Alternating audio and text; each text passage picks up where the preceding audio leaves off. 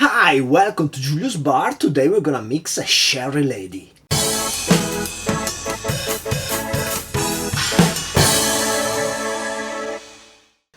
So I saw the Sherry Lady being offered in a bar here in Tokyo. I think it was the Bar Trench, and I thought it was their original cocktail. So what I did, I came back home, and in a month or two I went over various combination of ingredients I know were in the cocktail, which were gin, dry curacao, lemon, and fino sherry. It took me forever to reach a good recipe which I thought was worth featuring on the channel. And yesterday night I finally found the right combination. Then this morning I was like, let me double check if there is any Sherry Lady online, and I found the recipe online. It's similar to mine, but it's a bit different. Anyway, today I'm gonna propose you my version of the recipe, and hopefully you will like it. Let's get started. So the Sherry Lady is a white lady variation. The main difference is it has some fino sherry in it, but when I tried I really felt some grapefruit notes, and so I wanted to use some grapefruit bitters, and these are some grapefruit bitters. I'm gonna use 2 dishes which I made myself. I followed the orange bitter recipe offered by Kevin Koss, but then because I wanted to make grapefruit bitters, then I strayed off that recipe and I went my own way. I made a whole bunch of things to these bitters. In the end, I mixed and blended, and finally I got a result which I liked. They should be around 40% ABV, and I think they match the bitterness that you will get from a Scrappy's bitters, orange bitters. Anyway, 2 dishes of this. Then we're gonna need some lemon juice, and we are gonna need 15 milliliters. Let's see if this half lemon is enough. Yes, perfection. Then we go on with 15 milliliters of dry curacao, another base ingredient of the white lady, and actually I'm gonna do 17.5 milliliters, which is not an accurate measurement, but I'm just gonna go slightly over the line of a 15, just a bit, because otherwise it's gonna be a tiny bit bitter. So then we have the 15 milliliters of fino sherry, the Tio Pepe in this case,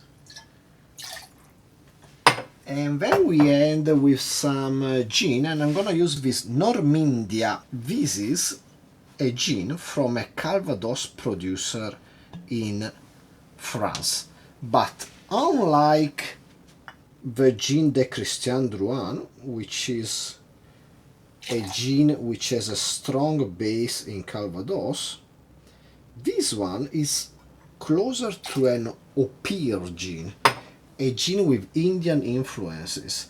You cannot taste the base of Calvados, if there is a base of Calvados, I'm not even sure. What you can taste are the Indian influences and a lot of orange. And that's why I chose this gin for this cocktail.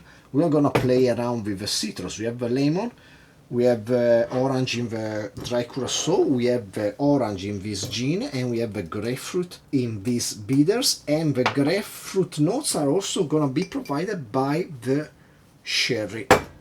Anyway, now we have all our ingredients in our shaker. Let's get some ice, and let's give this bad boy a shake.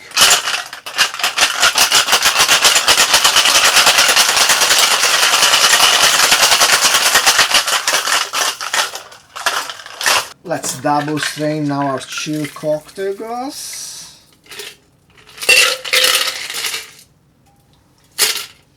And there you go. My version of a Sherry Lady. I would like to call this my Sherry Lady of the morning. Cheers. Nice. I like this. Depending on the quality of your lemons, and depending of course of the fino sherry and the gin, you might want to adjust the amount of dry curacao. Also the quality of your bitters. If you have some bitters like the orange bitters from Angostura, those are not bitter. So you're gonna need slightly less sugar. In this case, my bitters are quite bitter because I added some quinine in the process. So it makes sense that I want the tiny, was 2.5 milliliters more sugar coming from the dry curacao. This is well balanced and fresh, and as I said, it has a mix of citrus going on. There is a bit of grapefruitiness, and I think that's the main flavor that comes out, both because of the bitters and because of a combination with fino sherry, which is really dry and almost bitter in itself. And I think this combination really push the other citruses in this blend, lemon and orange, toward more of a grapefruity flavor. This is nice. Try it. It's very good. So I hope you enjoyed the video. Please like, subscribe, comment down below, share with me that you like and don't like. Shake yourself a lady variation. A white lady, a sherry lady, a casino, that's nice all the time. And hopefully I will see you next time. Cheers.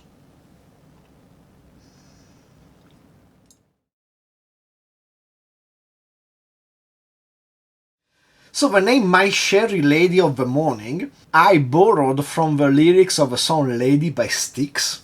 And if you don't know, Styx are this really, should we say, corny band from the 70s. They started out with a kind of prog flavor, but they were never really in the same category, I don't know, as Yes or even Rush. They were a bit proggy, but they always been more of a ballad piano band with some prog elements in it. And Lady is a song which I think it's pretty famous here in Japan. And here in Japan they are pretty famous because they did the song Mr. Roboto, Domo Arigato Mr. Roboto, and I think just Japanese people really appreciate when people from other countries they talk about Japanese culture. Japanese people go nuts. So if you're a band and you do those special releases only for Japan, or you just do a tour in Japan, Japanese people are gonna be forever grateful to you, and they're gonna follow. For example, Carcass are super famous here in Japan, relatively super famous. And I think it's because early in their career they came here, they toured, they cared about Japan and stuff. But besides that, my first introduction to Styx was Come Sail Away, and it was Cartman in that episode of South Park when he starts singing the first words of Come Sail Away, he has to complete the song. And that was so funny. And I was like, what's this song? And I checked it out, and since then it became one of my karaoke staples.